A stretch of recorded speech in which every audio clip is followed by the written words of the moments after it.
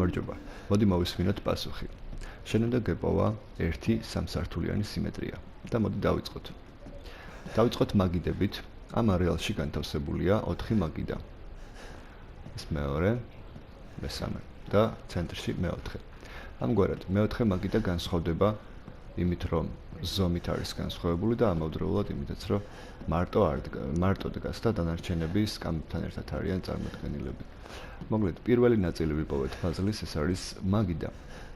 მეორე ნაწილი შანდლებია განლაგებული კედლებზე. ორი შანდალი და შემოსასვლელშია კიდევ ერთი. ასევე შანდალი გვაქვს მაგიდაზე. ეს არის განსხვავებულ პოზიციაში. ესე იგი, ფაზლის ორი ნაწილი ვიპოვე უკვე, შანდალი და მაგიდა.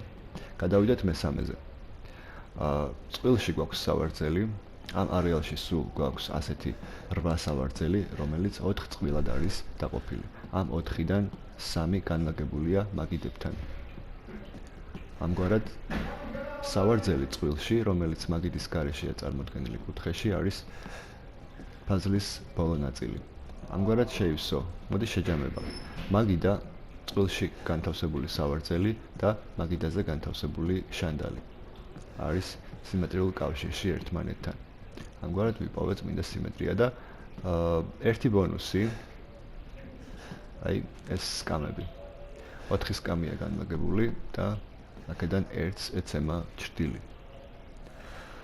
მადლობა ყურადღებისთვის.